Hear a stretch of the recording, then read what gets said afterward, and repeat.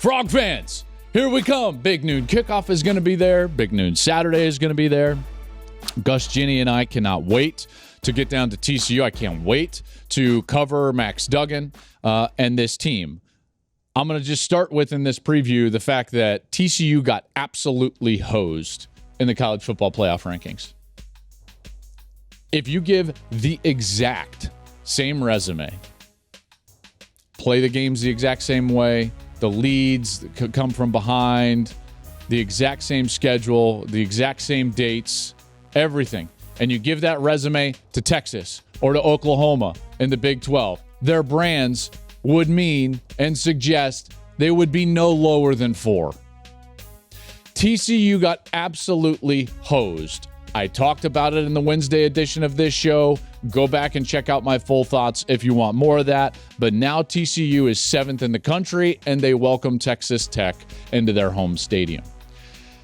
TCU is going to be favored by 9.5, and the playoff committee just did Tech no favors at all, because you talk about a chip on your shoulder. I think these Frogs are going to have a chip on their shoulder.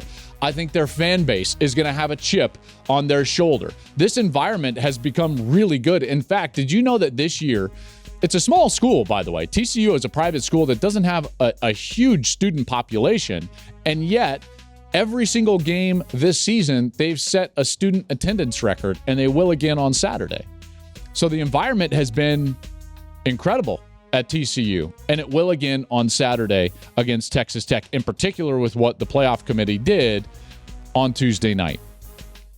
Max Duggan is a star. I love the way that he plays. He is a guy that I think should be and is in the Heisman Trophy conversation. Again, Hooker and Stroud have separated themselves to a certain degree. Right behind them, the next two in line are Blake Corum and Max Duggan. If you actually talk to voters, and I do, if you see, by the way, the Athletics straw poll is about as accurate as you can possibly get, because those are Heisman voters. So you don't want to look at even like the odds makers. You don't want to look at those necessarily. You want to go to the source of what you're going to get at the end of the year, and they would suggest exactly what I'm suggesting to you, which is Blake Corum and Max Duggan are right there in that second tier for the Heisman Trophy.